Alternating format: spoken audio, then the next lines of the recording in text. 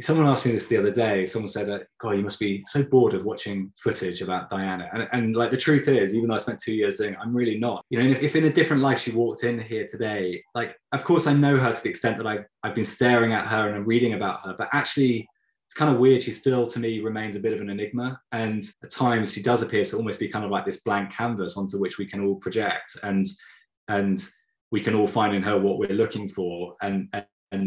And there's something really interesting about that.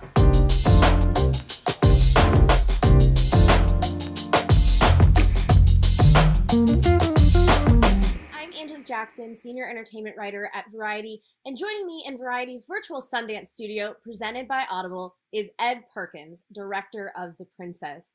Ed, there have been so many movies about Diana, and this one really takes an innovative look at her story. Tell me how you kind of conceptualize their way into this documentary. I guess I've been wanting to make this film for a very long time, if I'm honest. Simon Chin, the producer, and I have talked for about 4 or 5 years on and off about making this film. And I guess the main reason was that I've always felt that this is one of the kind of defining stories of our era. You know, it does sort of have a lot of the sort of undertones of the kind of Shakespearean saga, love, tragedy, revenge. You know, it feels as like a Shakespearean saga, but one that we all lived through and kind of at times actively participated in. And, you know, like a lot of people, I also felt this kind of strangely personal connection to this story in particular. I was 11 when the news that she died came through, and like a lot of people, it's kind of like seared in my memory. I remember where I was. I remember my parents coming in and waking me up. I remember that they were like really emotional, and I was kind of surprised by that.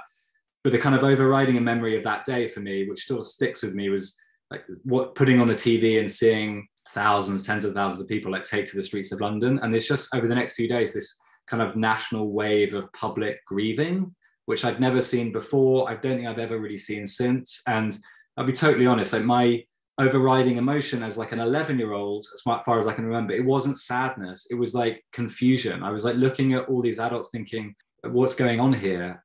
What is the connection that the world has with this lady? And why do they seem to care so much? Why are they mourning and grieving as though they'd lost a member of their own family? Whereas actually this is someone that most of us had never even met. We knew her through the media. You know, in this film, there's no present tense interviews, either video or audio. This is constructed 100% solely out of kind of contemporaneous archive from the time. And I guess my hope was that that would allow us to turn the camera back onto all of us, and in doing so, hopefully allow us to ask what I think are some kind of broadly unanswered or less explored questions, and you know, about our own involvement in this story, and what is our relationship to monarchy, what's our relationship to celebrity at large, and I guess ultimately, like, what was our role in this story? You know, to what degree are we complicit in this tragic tale? How did you decide how to frame both her life and really looking at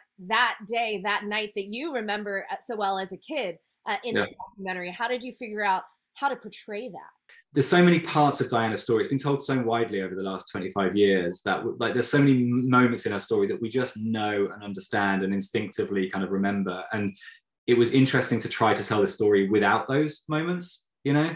And so the process was really like, we sent our archive team out to scour the globe to get every bit of archive possible. And I then spent 5, 6, 7 months just like every day watching raw archive for 10 hours a day, trying to find those kind of needle in a haystack moments. And going into this, of course, with any film like this, you hope you're going to sort of unearth some secret treasure trove of archive about Diana that no one's ever seen before. And we were lucky. We did make some really interesting discoveries. One of them in particular was a group of American friends who, on the night that Diana died, are sitting around playing cards together. And in the background, they're watching TV and the kind of rolling news coverage of the events of that night happening. And it was really, I remember when I saw it for the first time, I was like, this is our film. This is what we're trying to do. Because at the beginning of that sequence, the reports are coming in that, you know, there's been a crash, but Diana's probably going to be okay. She seems to be unscathed. And over the course of the scene, you see the reality set in and you see people react in real time. And I think I hope a lot of people are taken back to that moment in their own lives when they would have gone through a similar thing. and that kind of shock of her death kind of came through. And so yeah, that was, I guess, how we approached trying to tell the story.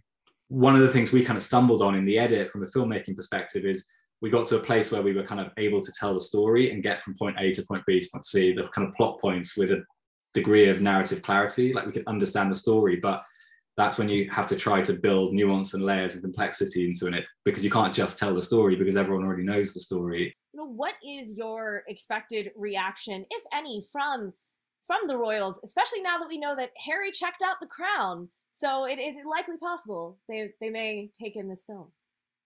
Yeah, I don't know if they will or won't watch it.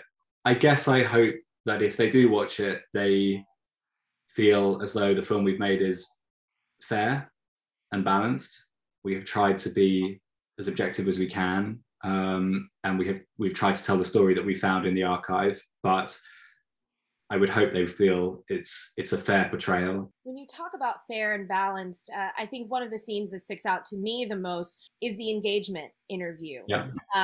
It's portrayed in a way that I don't think I've seen before, in a sense where, we know the main beats. We know more often than not the focus is on Charles saying whatever love means. Tell me a little bit more about what you found when looking through the archive with this. Well, I think we just made a conscious decision early on in the edit that those moments that we have all consumed over and over and over again over the years were best avoided. I found all that body language to be fascinating. And a lot of our approach in the film was to let scenes breathe and allow audiences to kind of I wanted audiences to kind of be looking closer and closer and trying to find those little clues, because really the story is all about subtext, right?